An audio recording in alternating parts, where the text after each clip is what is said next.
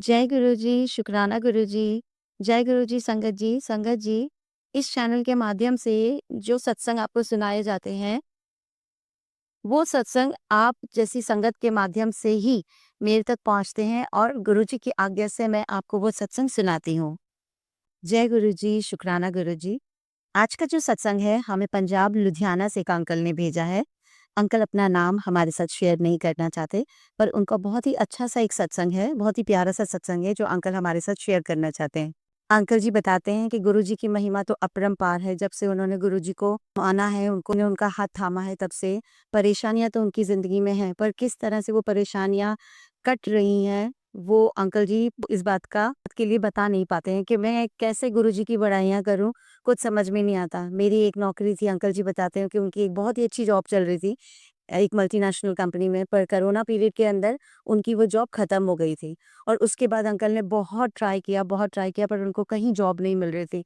Job मिलती भी थी तो लोअर सैलरी पे मिल रही थी या फिर अंकल जिस पोज़ीशन पे थे उस पर पोज़ीशन से नीचे जाकर उनको जॉब मिल रही थी। अंकल के घर की जो परिस्थितियाँ थी फ़ाइनेंशियली, वो भी बहुत ज़्यादा खराब होती जा रही थी। बच्चों की पढ़ाइयाँ रुक गई थी, घर में रेंट देने के लिए नहीं था। इवन अंकल बताते हैं कि एक हालत तो ऐसे हो गए थे कि उनके घर में खाने तक को नहीं था। हैंड टू माउथ का मतलब जिसे कहते हैं ना कि ऐसा समय आ गया था।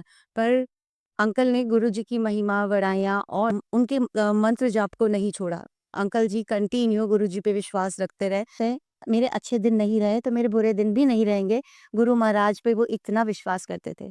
अंकल जी बताते हैं और गुरुजी का शुकराना करते हैं कि नौकरी मिलने से 1 दिन पहले उनको बहुत ही सुंदर गुरुजी ने सपने में दर्शन दिया और सपने में शिवलिंग भी दिखाया। अंकल इस बात का मतलब नहीं समझ पा रहे थे, पर वो बस गुरुजी से ये कह रहे थे कि गुरुजी, आपने अगर मुझे सपने में आपका स्वरूप दिखाया, आपका शिवलिंग के मेरे को दर्शन कराए हैं, तो इसका मतलब कुछ ज़िंदगी में मेरे अच्छा होने वाला है। ये अंकल का विश्वास था गुरुजी के प्रति।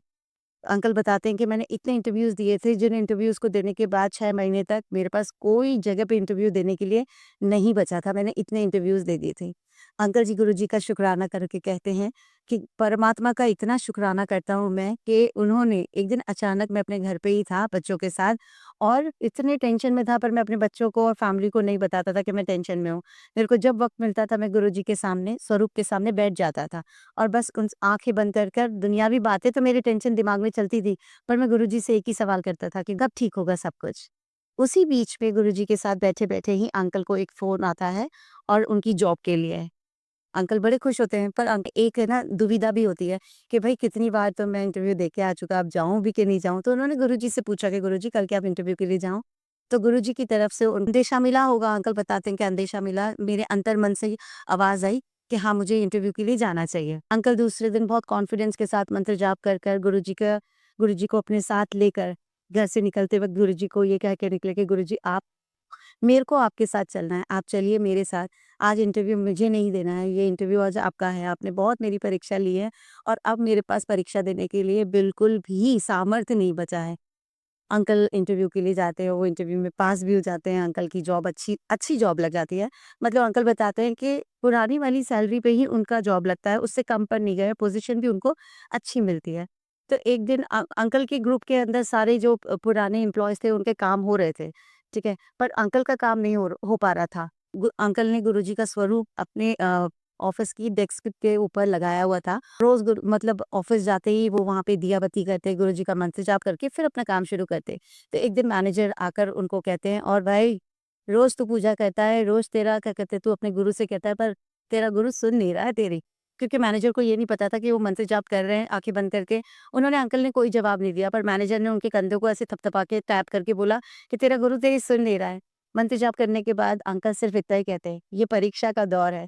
जब परीक्षा लेते-लेते गुरुजी ने मुझे अपनी इतनी अच्छी नौकरी दी है, तो इसी परीक्षा को पार करते हुए गुरुजी मेरा काम भी चलाएँगे। अब अंकल बताते हैं कि ये बात मैंने बहुत कॉन्फिडेंटली कही, क्योंकि मैं गुरु शक्ति को मानता था। गुरुजी ने मेरी बात सुनी और मेरी इस कॉन्फिडेंस को गुरुजी ने ये नाप लिया कि हाँ, ये मेरा बच्चा है, ये मेरी मुट्ठी भर संगत में से एक है और मैंने जितने भी इसकी परीक्षा ली है, ये इस परीक्षा में पास हो गया। अंकल बताते हैं मेरी नौकरी इतनी अच्छी चल रही है कि पुराने एम्प्लॉइज़ को पूरी ट्रेनिंग के अंदर, ट्रेनिंग रूम के अंदर, कॉन्फ्रेंस रूम के अंदर किसी न किसी बात के ऊपर डाँट पड़ती है, पर वहीं मेरा सबसे ज़्यादा एप्रिशिएशन होता है। तो अंकल का कहने का मतलब ये है कि थोड़ा सब्र रखो।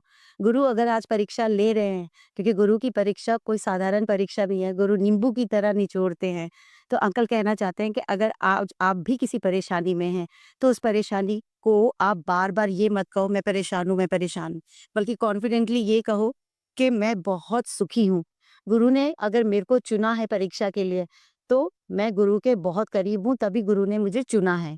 तो उसी तरह से अंकल जी बोलना चाहते हैं, सबको कहना चाहते हैं और वो ये भी अंकल जी कहना चाहते हैं कि अपना विश्वास डगमगाना नहीं, चाहे कितना भी बुरा वक़्त क्यों ना आ जाए।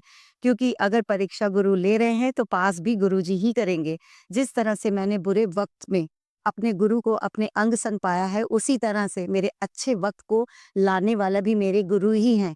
आज मैं बहुत अच्छे से पहले की तरह तो अच्छा मतलब पहले की तरह तो नहीं, पर धीरे-धीरे सारी चीज़ें मेरी प्लेटफ़ॉर्म पर आ रही हैं। मैं बहुत खुश हूँ कि मेरे बच्चे स्कूल नहीं जाते थे, घर पे ही थे, पर अब धीरे-धीरे स्कूल जाने लगे हैं। सारी चीज़ें गुरुजी ने इतनी रहमत कर दी है कि पहले एक टाइम खाने को नहीं होता था, पर अब अंकल कहते हैं जिस समय बच्चे कुछ माँगते हैं, तो गुरुजी ने इस लायक बनाया है कि वो उस बात को पूरा कर सकें, बच्चों की बात को पूरा कर सकें। तो अंकल जी गुरुजी को यही कहना चाहते हैं कि गुरुजी आज जो भी मेरी ज़िंदगी में अच्छा हो रहा है, वो सिर्फ़ आप कर रहे हो, क्योंकि मेरी तो मिसाल ही कुछ नहीं थी, मेरी तो कोई औकात ही नहीं थी कि मैं कुछ कर पाता। मैं तो पूरा ख़त्म ही हो चुका था। अगर आप मेरा हाथ थामे ना रखते, तो शायद ज़िंदगी में मेरे साथ इतना अच्छे दिन मैं कभी ना देख पाता। अंकल बस अपने विश्वास के साथ इस सत्संग को यहीं पे समाप्त करते हैं और गुरु मंत्र के साथ ओम नमः शिवाय, शिव जी सदा सहाय, ओम नमः शिवाय, गुरु जी सदा सहाय। जय गुरु जी, शुक्राना गुरु जी।